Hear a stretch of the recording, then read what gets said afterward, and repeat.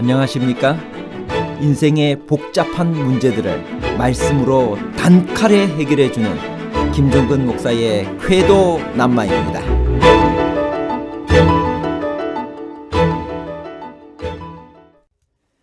바벨론에 편만한 니므롯, 세미라미스, 담무스 신화를 아시나요? 바벨론의 니므롯 신화를 탄생시킨 주인공 니므롯은 과연 어떤 인물이었을까요? 세상의 첫 용사 니므롯은 용감한 사냥꾼이었나요? 아니면 큰 사건을 선동한 주동자였나요? 사냥꾼 니므롯과 주동자 니므롯에 관한 복잡한 문제를 하나님 말씀의 가르침으로 명쾌하게 해결해 드리겠습니다.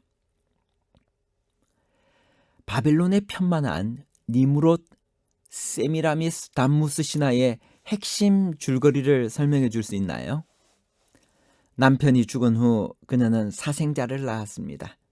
그러자 그녀는 죽은 남편이 아들로 환생했다고 주장하며 이름을 담무스, 즉 태양신이라고 했습니다. 담무스가 성장하자 그녀는 그와 결혼했습니다. 자기 몸으로 낳은 아들이지만 환생한 남편이기 때문입니다. 그리하여 그녀는 신의 아내요, 신의 어머니가 되었습니다. 그녀의 이름이 세미라미스이고 그녀의 남편 이름이 니므롯입니다. 바벨론에 편만한 니므롯, 세미라미스, 담무스 신화의 핵심 줄거리입니다. 세상의 첫 용사요, 용감한 사냥꾼으로 불린 함의 손자 니므롯은 어떤 인물이었나요? 창세기 10장 8절에서 10절입니다. 구스가 또 니므롯을 낳았으니 그는 세상의 첫 용사라. 그가 여호와 앞에서 용감한 사냥꾼이 되었으므로 속담에 이르기를 아무는 여호와 앞에 니므롯같이 용감한 사냥꾼이로다 하더라. 그의 나라는 시날 땅과 바벨과 에렉과 악각과 갈레에서 시작되었으며. 창세기 10장은 노아의 세 아들의 후손을 기록하고 있습니다. 대부분의 내용이 누가 누구를 낳았다는 것입니다. 그런데 이런 기록 중에 딱 한 사람만 예외적으로 그의 특징과 행적에 관해 기록하고 있습니다. 바로 니므롯입니다. 그는 노아의 증손자요 함의 손자이며 구스의 아들입니다. 그가 바로 바벨론의 니므롯 신화를 탄생시킨 주인공입니다. 니므롯이란 이름의 의미는 무엇일까요? 니므롯이란 이름의 의미는 정확히 알려져 있지 않습니다. 그러나 님, 높은 사람과 마라드, 반역하다의 합성으로서 높은 이에게, 하나님에게 반역한다는 뜻이라는 데 의견이 일치되고 있습니다. 그에 대한 첫 번째 소개는 세상의 첫 용사입니다.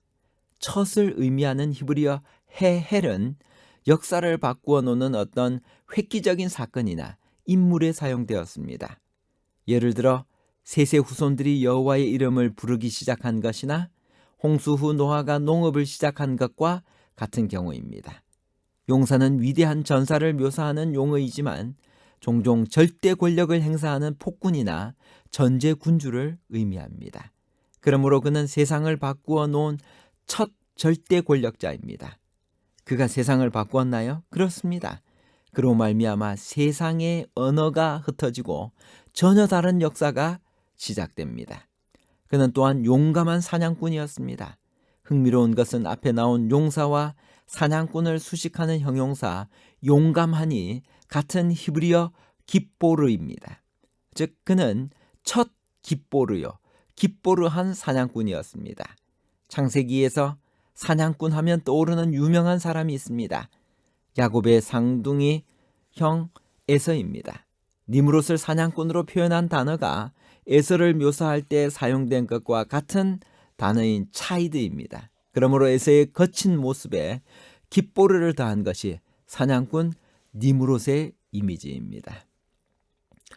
여호와 앞에서 용감한 사냥꾼이 되었다는 말은 무슨 뜻일까요? 창세기 10장 9절 그가 여호와 앞에서 용감한 사냥꾼이 되었으므로 속담에 이르기를 아문은 여호와 앞에 니므롯같이 용감한 사냥꾼이로다 하더라. 그런데 니므롯의 경우에 더욱 주목해야 할 점은 그가 여호와 앞에서 용감한 사냥꾼이 되었다는 사실입니다. 이게 무슨 뜻일까요?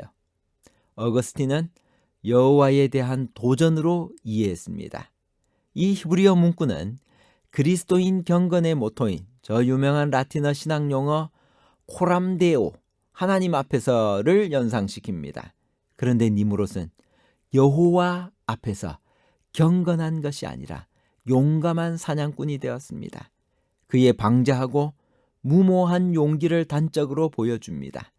그런 행동이 주는 이미지가 그 당시 사람들에게도 얼마나 강렬하였는지를 그 다음 문장이 계속 설명합니다. 그것은 아문은 여호와 앞에 니므롯 같은 용감한 사냥꾼이로다가 속담이 되었다는 것입니다.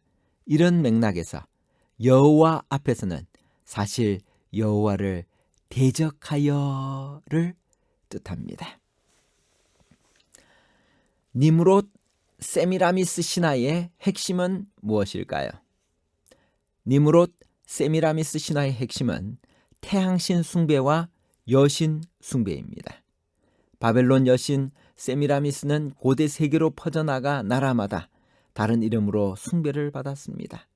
아수르에서는 이슈타르, 페니키아에서는 아스타롯, 로마에서는 비너스, 그리스에서는 아프로디테, 그리고 에베소에서는 아르테미스 등 태양신 숭배는 예루살렘까지 침입하였습니다.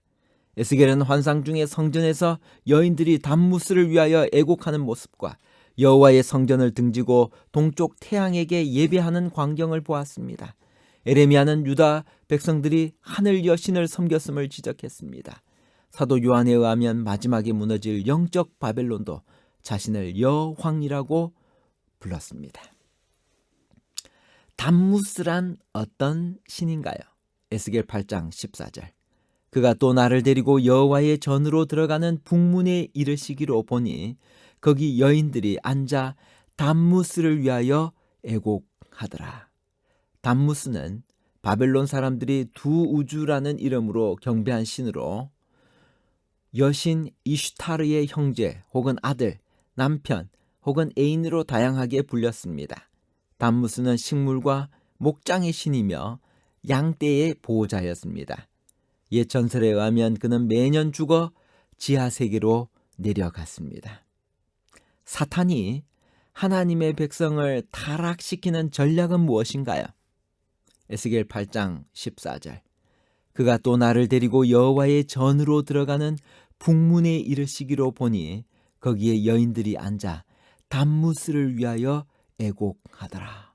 사탄이 하나님의 백성을 타락시키기 위해 태양신 숭배와 여신 숭배를 하게 합니다. 오늘날은 하나님보다 더 사랑하는 것이 있다면 바로 그것이 우상을 숭배하는 것입니다. 사탄의 우상 숭배에 대한 하나님의 전략은 무엇인가요? 누가복음 10장 27절. 대답하여 이르되 내 마음을 다하며 목숨을 다하며 힘을 다하며 뜻을 다하여 주 너의 하나님을 사랑하고 또한 내 이웃을 내 자신같이 사랑하라 하였나이다.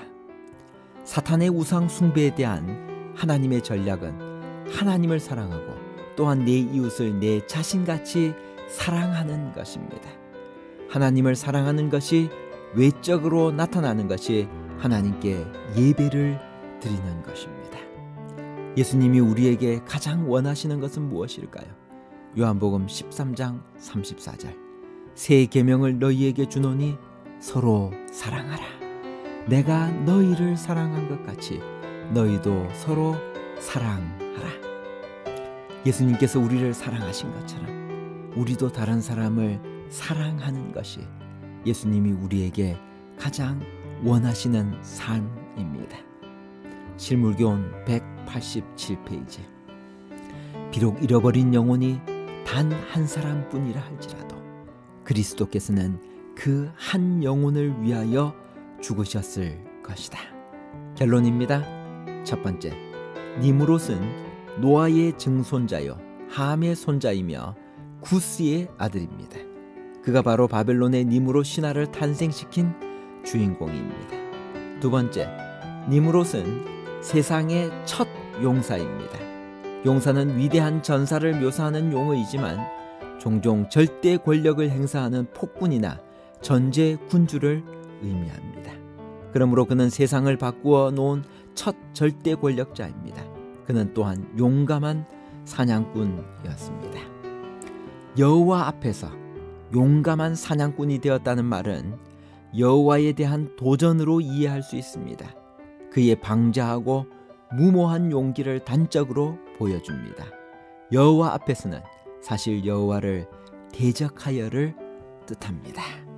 감사합니다.